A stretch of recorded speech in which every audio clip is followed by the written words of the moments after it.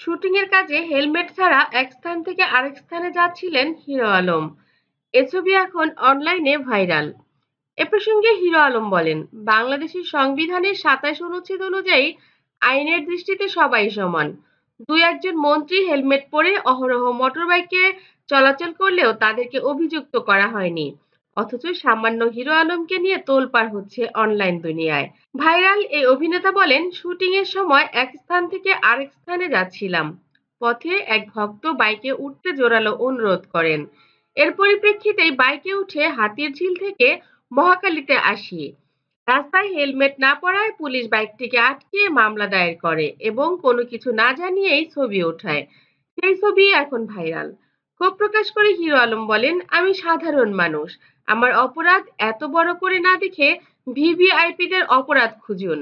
তাদের সচেতন করুন, তবেই আমরা সচেতন হব দ্রুতই। কই সেদিন তো মন্ত্রী মহোদয় হেলমেটহীন অফিসে গেলেন।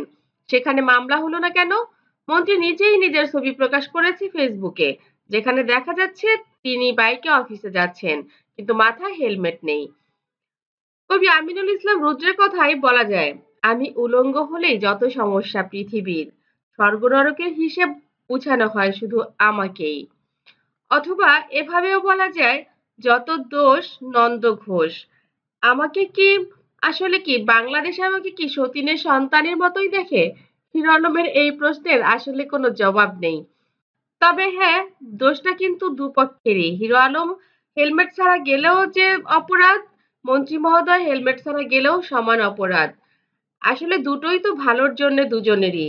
হেলমেট পরে গেলে নিজেরাই সেফ হবে, এছাড়া তো আর কোনো কারণ নেই। তারপরেও হিরো আলম যে কথাটি বলতে চেয়েছেন তা হলো, মন্ত্রী মহোদয় করলে কোনো দোষ নেই, আমি করলেই যত দোষ। আমার উপরে কিসের এত ক্ষোভ মানুষের? আসলে হিরো আলমের উপরে কোনো ক্ষোভ নেই। তার উপরে আসলে ক্ষোভের কিছু নেই। তিনি হয়তোবা এরকম পড়ে যান কোনো একটা কিছুর সামনে, কাকতালীয়ভাবেই ঘটে যায় আরকি। তবে আমরা চাই দেশের আইন সবার জন্যই সমান হোক। আমার চ্যানেলটি যদি আপনাদের ভালো লাগে, লাইক, কমেন্ট, শেয়ার দিন এবং পরবর্তী পর্ব পেতে সাবস্ক্রাইব করুন। ধন্যবাদ।